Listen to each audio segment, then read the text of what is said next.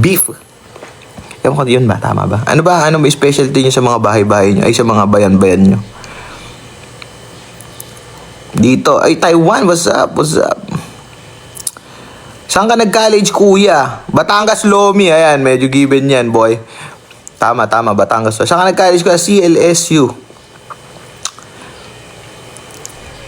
Sa Mountain Province ba ang Mountain Dew? Itag. Itag, natikman ko na. Sarap din yan, boy. Etag ba? Tama? Itag. Ano ba tawag? Kala ko dyan yung Mountain Dew eh. Sarap ng Mountain Dew. Mountain Province.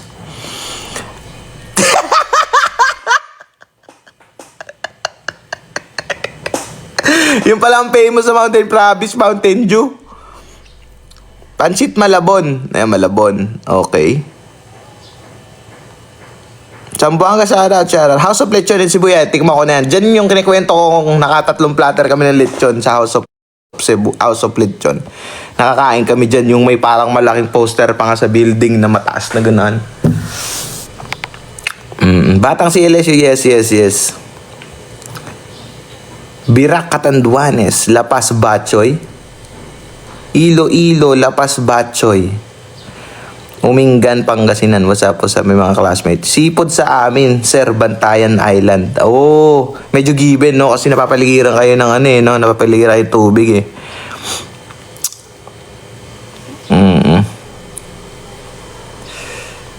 Boss, kahit gawin na tama. Ano to? Teka, may nagtatanong, guys. Pasin na natin. Oh, boss, OG, bakit ganun na lang sila kahit gawin mo lahat na tama pero mali pa din? Ganun talaga eh. Ganun talaga dito sa atin. Lahat hindi mo mapiplease. Basta tandaan mo lang na hindi mo mapiplease lahat ng tao. Kahit ano gawin mo, mabuti, maganda, magbigay ka ng tulong, magbigay ka ng karahasan, magbigay ka ng kahit anong bagay. May masasabi at masasabi. Lagi mo na lang tandaan na may masasabi sa iyo yung tao kahit anong gawin mo. Ang gawin mo, kailangan huwag ka maghanap ng validation sa iba.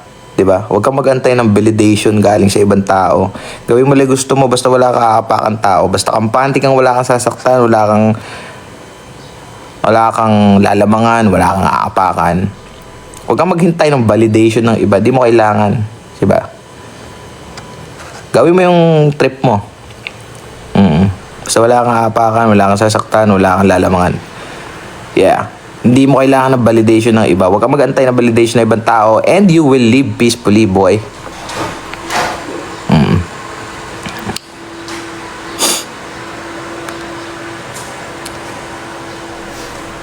Kakakanin, Bulacan. Ano kakakanin dyan, boy?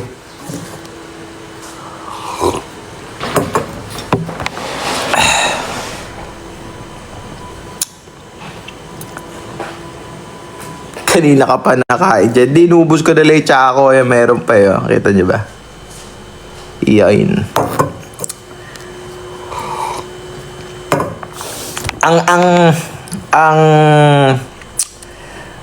Ang core memory ko naman sa Ilocos Empanada, nag-tour kami sa Ilocos way back ng college, tol.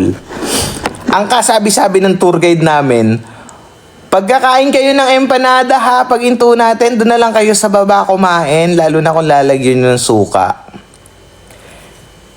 Di ako nakinig. Di ako naniwala. Ere na nga. Nakasakay na kami ng bus, tol. Nag-take out ako ng Ilocos Empanada. Tapos yung suka na, kung anong kulay ba nun, min? Tol, pagkagat ko nung suka, sumabog ang flavorful vinegar. Sa bus. Grabe, tol. Langhap sarap, man. Nag-amoy suka doon sa bus. Totoo nga pala sinasabi ng tour guide. Anyway, shoutout nga. Kung natatandaan nyo po, ako nagpasabog ng suka sa bus. Akin yun. Mali ko. Ako yun. Mali ko yun, boy. Mali ko yun. Ako yun. Kung natatandaan nyo ako yung makulit na nagpasabog ng suka dun sa likod. Naalala ko lang. Pero anyway, props to Ilocos Empanada, sarap talaga.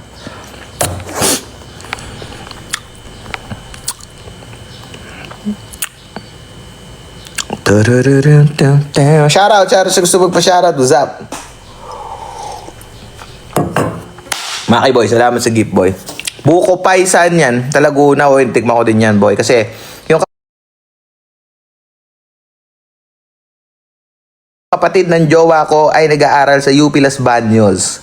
Tuwing ihahatid namin siya o tuwing ihahatid nila, meron silang inuuwi sa akin na buko pie. Ano nang itatak nun yung sikat dun? Yung maraming branch. Sa Laguna yun eh. Doon kasi nag-aaral sa UPLB yung kapatid ng Bunso, si Bunso, yung kapatid ng jowa ko. Anyway, shoutout sa'yo kung adya ka man. Ikaw ay mag-aaral mabuti.